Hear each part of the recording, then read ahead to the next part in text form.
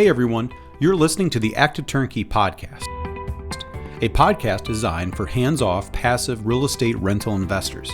In the Active Turnkey Podcast, you'll hear Tom Olson and Jared Stoltmeister discuss all things turnkey rentals with other turnkey providers, service providers, and rental investors.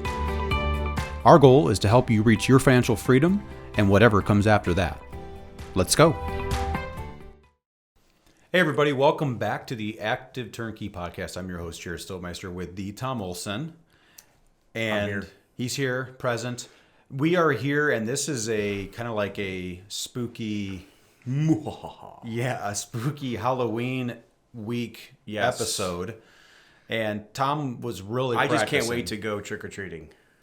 I look forward to trick-or-treating I love it. as a parent. And yeah. I'm a candy guy. I dress up like I'm a kid, and then I just run around and just get all the kids candy. He does. He dresses up like a kid. Nobody knows. Nobody knows.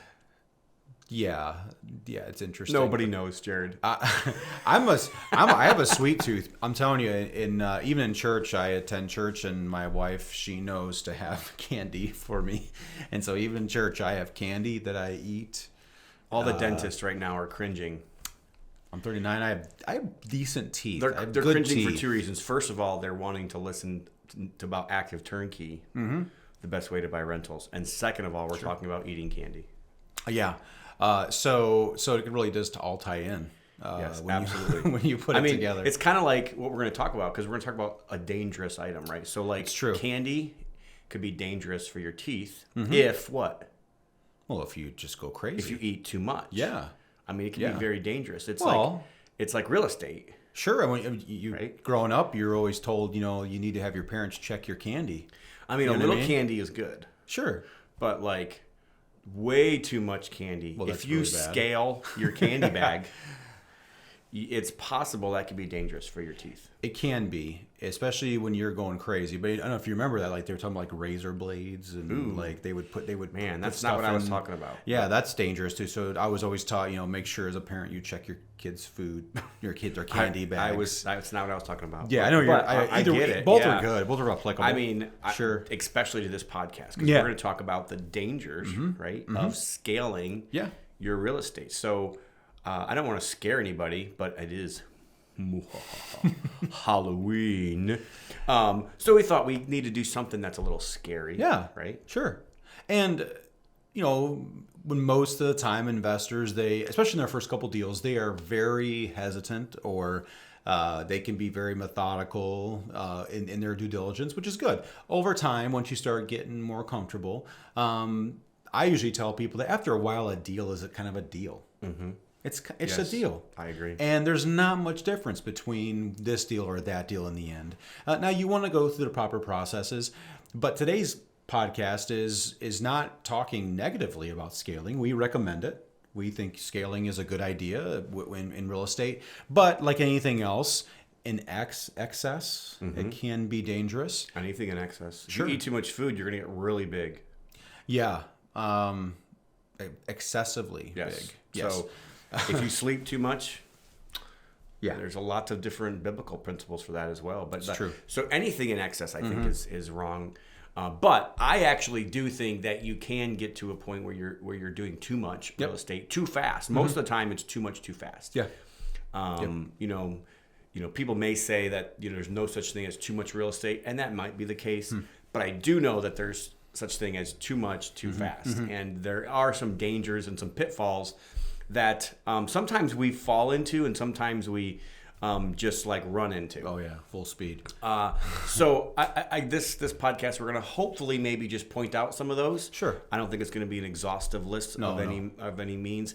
And maybe we'll also do some pros and cons. There's obviously some pros to scaling, right? It's like, to me, I believe that if you're buying rentals, if you're going to build a small rental portfolio for yourself, single family rentals, for instance, I say you want to get to 4 as fast as you can.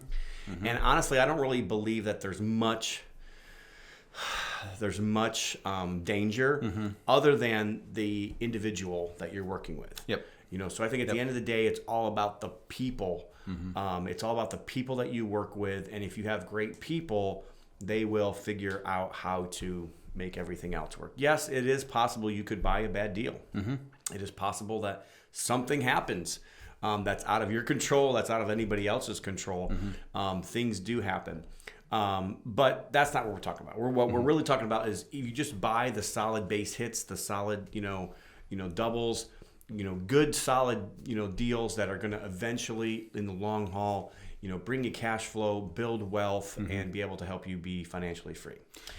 Yeah. No, actually, we had as you guys know, if you've been listening to our podcast for any length of time, we host people. So I'll almost every Friday I host somebody, usually from out of state.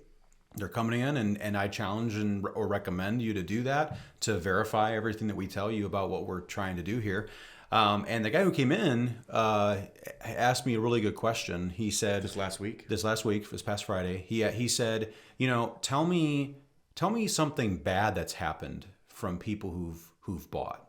And I think it's a legitimate question, Oh, sure. And a really good question. And I was really thinking hard, and this isn't, that's scary, Jared.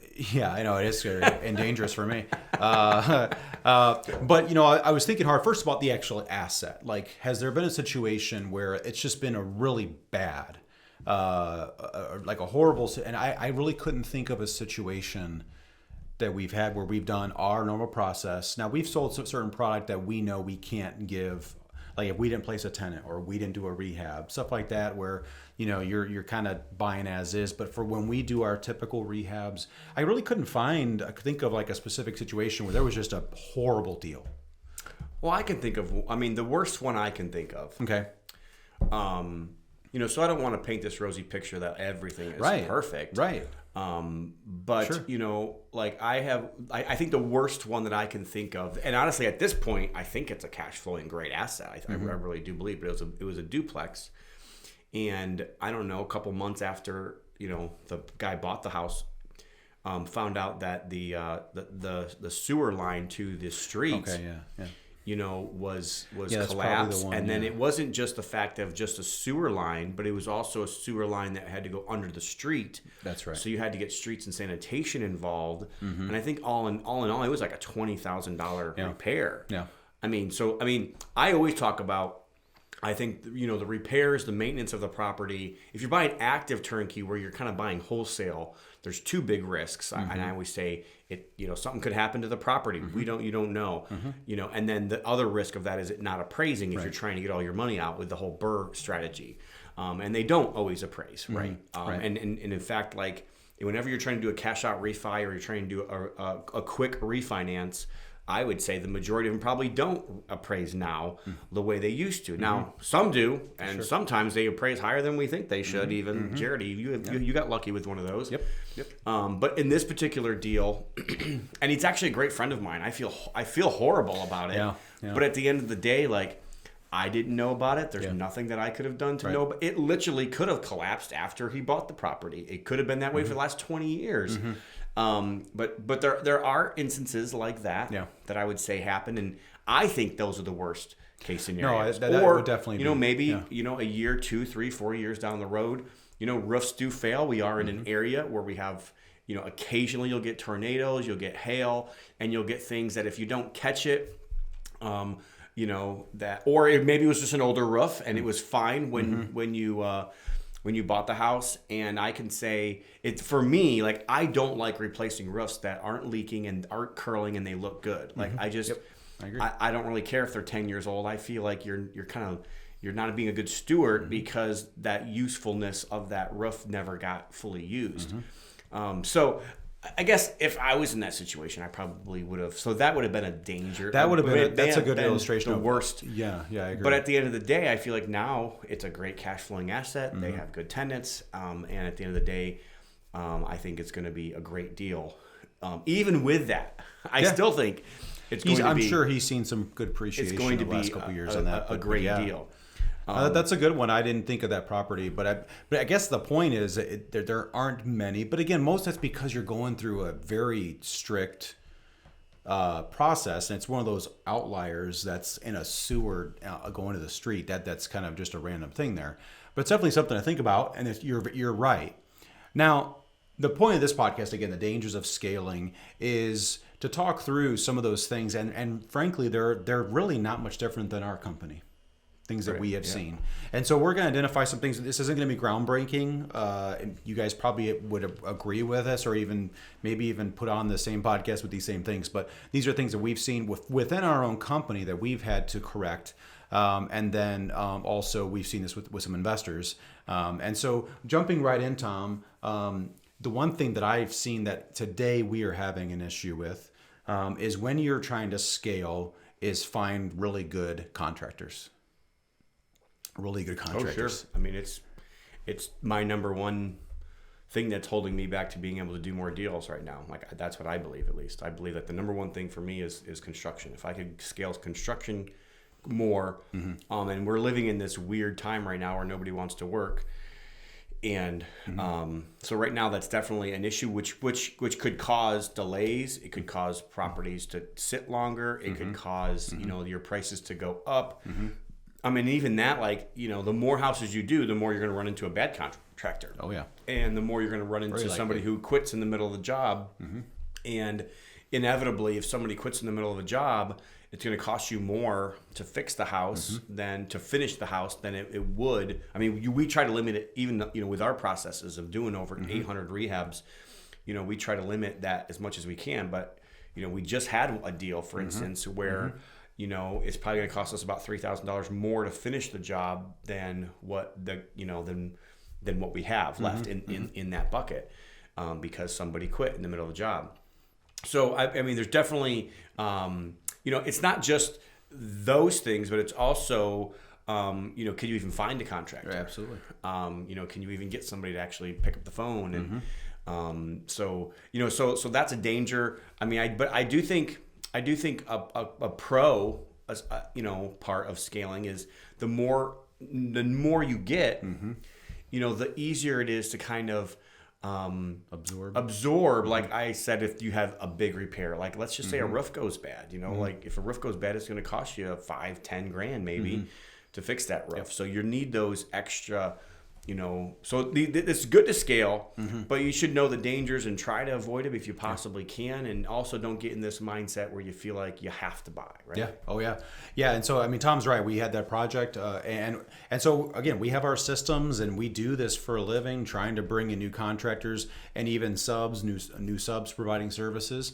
And sometimes you get somebody in there who you thought they may have even been recommended or what have you, but you bring them in and sometimes halfway through, we've had times where a new GC came in and a week in, he wasn't able to finish the project. And so if you're trying to scale, and specifically if you're in a different market, you're not even local, that can be very difficult for you. So now, not only, if we use that illustration, you buy a property, you hire a bad contractor, he's in there, now you got to clean up that mess, and now you got a new problem, you have to find another contractor to do the job. And if he's a good one, he's probably not going to be cheap, and you're going to have to, that's where you lose the money, is in that situation. And so you definitely want to keep that in mind. Not that you shouldn't scale. Naturally, we think it's recommended, but when you're doing it, that's one of the risks that we deal with, and one of the risks and dangers that investors can too, is that you may have a house sitting for long periods of time or what have you, just by not having good contractors. And so it's something you want to keep in mind when you're setting goals, is, what is your vetting process for a contractor, and is that even scalable, or do you need to improve on it? And so on. And that's, again, where a turnkey company like us or like other good turnkey providers, they're able to already do that. And so they've kind of eliminated that piece. It's interesting. One of these books that's out there that would be like, I think we're going to do a podcast on books, but there's a book out there by Grant Cardone named 10X, right? Yeah. So 10X is one of those books, and it talks a lot about goals. It talks a lot about how do I scale? How do I 10X? And one of the things that he mentions in there is that it's going to take more work than you think. Yeah. So I think as the next, danger, and, like if you're a passive investor and you're trying to do something, just understand that it's going to take some effort on your end. And as you scale, it's going to take more effort on your, especially while you're scaling. Yeah. So that's, to me, that's the one thing I would try to figure out. How can I make this so it's not more my time And, you might think that it's going to be cheaper or it's going to be better for you in the long run if you go out and like maybe find your own contractor. Sure. Or maybe if you go find your own deals or whatever you want to do that's your own. Yep. Just remember, every single time that you have to do a deal, like that's all those responsibilities are going to be on you. So I think that's one of the things I see, especially with passive investors, is they try to make themselves more active and more like in the process and more, and it's true. Sometimes maybe you do know something. Maybe you do know something that you can help with, or maybe you have some time. And if that's the case, great. But I know for me, even at in my time of life where I'm in now, I'm not looking for passive investments that I have to have any part of. I really just want to write a check, sign a contract. I want to have a trust with somebody that I'm dealing with. And I want them to be 100% operational. I don't want to be a part of any part of operation. I really honestly don't even want to be part of the decision-making process. Like, I really just want a return on my money. Is what and I'm looking at how I can strategically leverage and strategically pull levers without me having to be a part of an operation. So really, in essence, you have maybe a different part of your life. Your investments might be a little bit different than a turnkey buyer, but that's the same thing that we, a turnkey provider, would provide, is that passive piece. Well, really, in the end, you're vetting up front, and then maybe you're checking your disbursements at the end of the month type situation. Well, it's very passive. That's what I'm trying to say. So, like, if I was looking, I would look for, and I am, like I do, I will buy, turnkey investments. And I feel like it is something that, and there's a reason for that. Like, maybe, yes, it's possible I might make a little bit less money because it's done for me to a certain degree. But I believe that, like, you just have to ask yourself, do I want my time, or do I want like another job? And I feel like, to me, that's one of the biggest dangers of scaling into something like this. And I believe most people listening are probably, if they're not passive investors, they're at least hoping to be passive investors some days. And that's kind of what this podcast is really all about. How do I become financially free? And most people that become financially free do not become financially free by being active. They become financially free by being passive. So much. So, like, if you read the Rockefeller story, you will find out that there was a point in time in their family's history where they decided that no investments were going to be operational companies that they had to be a part of anymore. They wanted everything to be, an investment. They wanted to make themselves investors, not like, more business owners.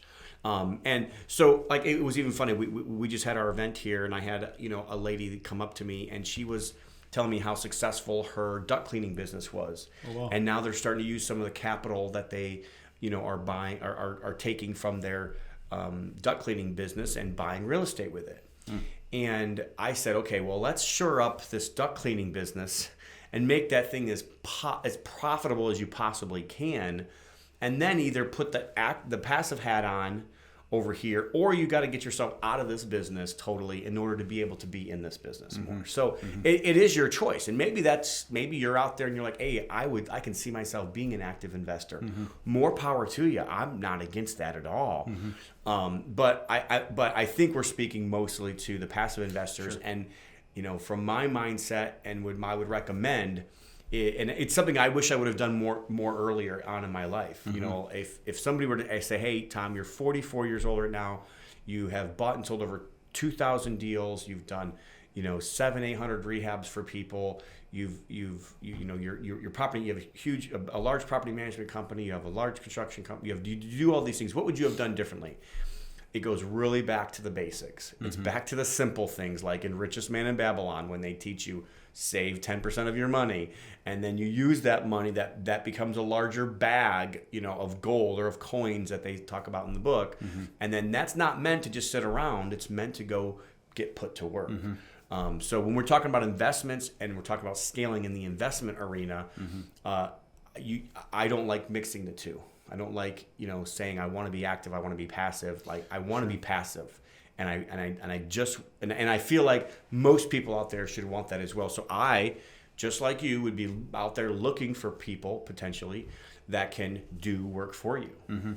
No, it's really good. It's a good angle. The time piece is very important because there's only one of you, and you only have so much time, and most likely this is not your main gig. Right. You have another business. So, but it's kind of, again, it goes back to business. And so one thing we've learned, and you've preached for a long time, is right people, right seat. And sometimes you have people who are good at two different things. So maybe they may fill two seats. But that's about all you really want to have people do. If they're in multiple, now they're being pulled into areas they're probably not as good at. And so the question is, like, if you're vetting a deal and you're trying to acquire the deal and you're trying to negotiate with contractors, you're trying to go with the proper and do checks and evaluate construction, there's a lot of different seats there and knowledge pieces that you can learn, you can do, but it does take quite a bit of time away from, first of all, your main gig that's actually probably funding it all together, but also that's really, maybe somebody else could do it better. So, Jared, what are some of the dangers that you've seen? So I've got one more that I think it's a big danger. But before we get to that, I just wanted to kind of turn it back on you. What are some of the dangers that you see, Jared, of people scaling, and how do they avoid those? So one of them I see is because of the goal. Typically, if you're scaling, you have a goal. Typically, people don't just scale to scale. So at least not always. But I think if you have a huge number, and which is good, goals are good.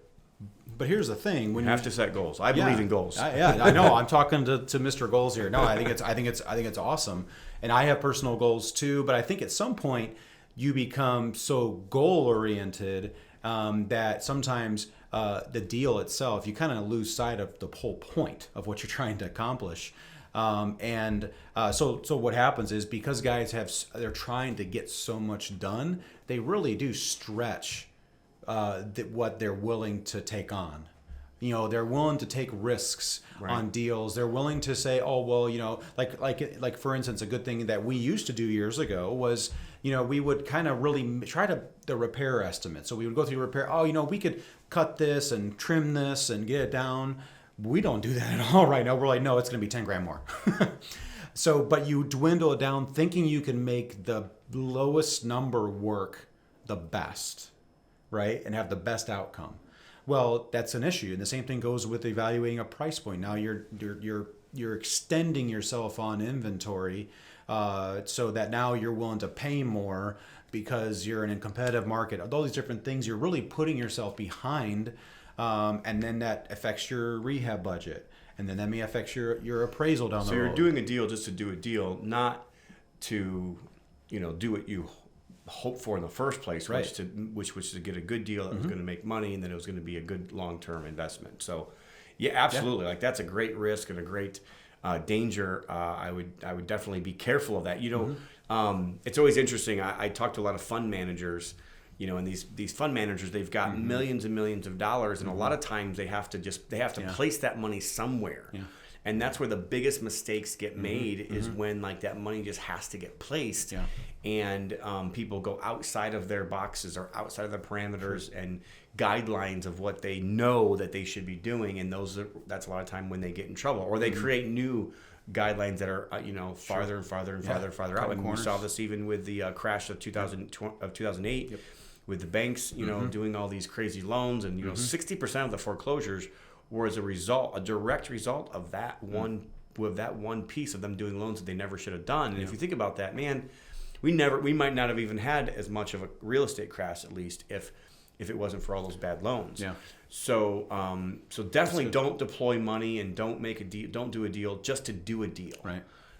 Do a deal because it's part of your plan. It's part of the purpose. It's part of where you're trying to go, and you have to make sure it's going to actually help you reach that goal. That's really good. I think in sales training, some people say you get to yes, try to get people to yes. Well, we've been taught you try to get to no, right? Yeah. And the one key line is when I'm working with buyers, some of you guys may have said, like, I tell people, hey, a no is okay. And as an investor, you need to be able to say, no to this deal. Even though I really want to get a deal, there's eagerness. But I'm going to do no. Because the next thing I'm saying, too, is people who are putting, because of the amount of competition in the market, they're doing no inspections. They may be putting, highest and best. They're putting things, all these different things within an offer to acquire a property that are there to protect you. So no inspection, all these different things that can really be quick closing. So it's like Vegas, right? You get sucked in. Yeah. Oh, it's excellent. Sucked in. Yeah, sure. It can, and really, actually, real estate's it's fun and it can be kind of addictive. Yeah, absolutely. It can, and so it's no different. So you have to tell yourself there's got to be a line. So within our company, one thing that I think one advantage we have is when there's a deal sent, it's sent to like 3 or 4 people. And they all give their opinion on value, on repairs, on all these different things. We take all those things into account, and then we agree on a price that the number should be. And sometimes there's disagreement, but it's healthy, and it's so that there's not emotion. Me and Jared never disagree. No. Mm-mm. Yes, we do. And when we do, like, yes, we don't. Jared's wrong. So yes, we don't. Yeah. No, but I mean, the point is, like, it really helps us so we're not getting emotional. You don't want to get emotional. No, don't get emotional. No. For sure. What was yours? Okay, so we got one more. So hit me. I would tell you this is my last danger that I would really caution everybody about. This is the one, in my opinion, real estate. Most people's real estate, but most people's purpose for real estate is to become financially free at some point, or to, get enough cash flow that they can not work their 9-to-5 job, or, that's, I would say 80% or more of the reason why people buy rentals or buy real estate is to get them in that direction, some way, shape, or form. And the problem with real estate as a business or as that avenue for you is it's very, very cash intensive. It may be one of the most cash intensive businesses in the entire world. And so that is definitely, I'll tell you, a danger of scaling too fast. Now if you're a billionaire, okay, that's not going to be your danger unless you're going to be buying $1 billion properties. Right. But the reason, I have heard the old guys. I am not old. No. Except for my kids think I am. No. But, I'm 44 years old. But I'm talking, the 65, the 72-year-olds. And a lot of times their biggest regrets are the big crashes. The biggest regrets they have are, when they lost. They most of them that I know, and we had a bunch in our event here. It was actually a great event. If you guys didn't come, you guys really should check out our next year's event on September 30th. 2022. But, if their biggest regrets, we actually had a 30-year-old stand up and he was like, I'm 30 years old. What would you do if you were my age again? Or what would you tell somebody of my age? Or what did you wish you knew when you were 30?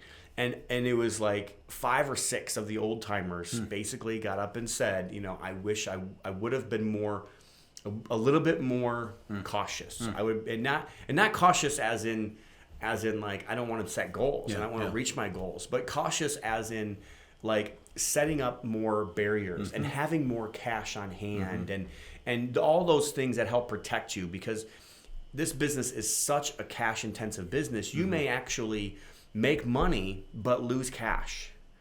That's what a balance sheet mixed with a cash flow statement mixed with P&L will do. And that's what you have when you have real estate. You have 3 different things working simultaneously. And, if things will happen. This is not like an if they happen. It is things will happen. Yeah. So just keep that in mind. I do believe the larger you scale, the larger your cash reserves should be. You shouldn't be buying an apartment building and thinking you need to have the same cash reserves that you should have when it comes to a single family home. And I will tell you, I bet you it's 90% or higher. And maybe it might be closer to 100. But I would, and I don't have the statistic in front of me, and I can't bring you to some kind of article, but I would bet that if I was a betting man, I would bet if I was a betting man, that at least 90% of the businesses that go bankrupt for one reason: lack of cash. If they had cash, they could have worked their way through it. So to me, that is like one of those ultimate dangers that I'd be very careful of. If you are going to scale, make sure that you have plenty of cash reserves or access to easy cash, not just like lines of credit from banks that do go away at times, but I'm even talking having private lenders handy, or even having, access to things like maybe overfunded whole life insurance policies, or whatever the case is. You should have a way to be able to get you through those times. I go back and I just like shake my head thinking all the people that went down and under in 2008, if they would have just had enough cash to make their way through that, they would have been totally fine. Sure. So to me, that's one of the biggest dangers of scaling is the cash side of it. So were these people, did they just get overextended? No, Jared, that's the problem. Like in 2008, you have to understand one guy, he was a new construction builder, and he had been building for 20 years. He was not a newbie. He knew what he was doing. And I mean, he just got in, like he was in the middle of building like 26 new construction houses. And like when the carpet gets pulled out from underneath you, but if he would have been sitting on an extra $1 million, which he probably should have, if in hindsight, he probably should have been sitting on about $1 million of his own cash. He would have been able to work his way through it. There's another guy who he talked about it this weekend. And he said, I had just refinanced. He had just refinanced like 6 months earlier a multifamily unit, and he took the money from that and went and put it into another investment. And at that very same time, there was a place, in his area that I think 26 people from his multifamily unit or multifamily building got let go of their job. Like some, I'm not sure, some industry like just went kaput, and they went belly up, immediately, and they lost. So at the exact same time, he's trying to go to a bank, trying to figure out like how to make things, work, and the banks look at him like, you have 26 vacant units. Like, this is not going to work. So what ended up happening at that time, the bank ended up calling the note. I mean, there was really no reason for them to call. He was actually making his payments. But the bank called the note. And then when they called the note, they ended up putting a judgment on him for over $600,000. So they literally stole his building from him, which had over $1 million in equity, by the way. Wow. But he couldn't refinance because, like I said, there was too many vacancies. So I know this is a complicated story to a certain degree, sure. But like the bank literally stole his land and his property from him, and then they made him pay back $600,000. If he would have just been sitting, and the loan was for about $1.2 million, like if he would have had $1.2 million, or even if he would have maybe even had $500,000 at the time, he probably could have negotiated something with them. Or if he had a private money lender, or if he had, somebody else that could have helped him make that deal whole. Even if he would have had to pay super high interest, it wouldn't have mattered. If he could have paid 20% interest, he had the equity to give up a little bit if he needed to. So all that to say, like, I think one of the biggest dangers of scaling too fast in real estate, for instance, is cash. Make sure that you have enough cash. Make sure you have enough cash reserves. That's not something that's really talked about much in your forums, and we'll even talk, like Tom mentioned, we're going to talk about that in one of our next podcasts. But that's really good, and that kind of goes against the grain. So you have two levels of thought here. You have the 10x where it's just like, no, get it done. You can do it. Get it done. Don't be a whining. 10x. Yeah, don't be a whining baby. There was a guy that was in one of my masterminds. And he used to make fun of him because he couldn't stand Grant Cardone. Yeah, so he would be like, 10x. Yeah. But so I think I like some of Grant's books. He has some good thoughts in there. No, it's good. I think you need that motivation at times from books and saying, get it done. And sometimes that's needed in life. But then, like you said, the guys, it's really interesting, the two perspectives. Some people say, I wish I had. Some people say, I wish I didn't. And so it's the balance. It's like you said, putting those things in place. And so, this is the best time. If you're joining in, you're starting a portfolio, this is the best time to start putting these things into practice. You don't have this huge portfolio. You don't have all these things that you're trying to juggle in here. So now you can start to learn, what things do I need to put in place to protect myself as I'm scaling, which is the problem with scaling in general. It's not having all this stuff in place. So there's a whole lot more we could have gone into. Tom even mentioned focus. Sometimes because you're so busy doing all these different things, you're lacking focus that's needed in particular areas. So as you scale, what happens? Now you drop a ball here, you drop a ball here, and this is on you. It's not on the contractor. It's you didn't get the job done because you're everywhere. And I think that's a valid point too that we could talk about another time. But as far as that goes, I feel like this was very helpful for me for the perspective, especially that last point about having cash reserves as I'm trying to build a portfolio myself. Absolutely. So I feel like it was very helpful. And so don't forget, we do build rental portfolios for investors. So if you're looking to get started and you want to start somewhere, you can reach out to me at jared@buyolsongroup.com, or you can go to our website and you can get on our buyers list and start getting information. We have a buyer's guide you can get for free there as well. You can go to buyolsongroup.com for that. And so we'd be happy to have you come in. And if this podcast has brought you value, please give us a 5-star review on Apple Podcast. Please like, subscribe, and really, more importantly, tell your friends about us. Tell your friends about our podcast, and if there's anything we can do for you, we'd love to be able to help you. If you have any ideas of future podcast ideas, get them to Jared. Let us know what we can do. Maybe, I think we're going to start bringing on some more guests. So if there's some guests that you'd like to have us brought on, love to have them on as well.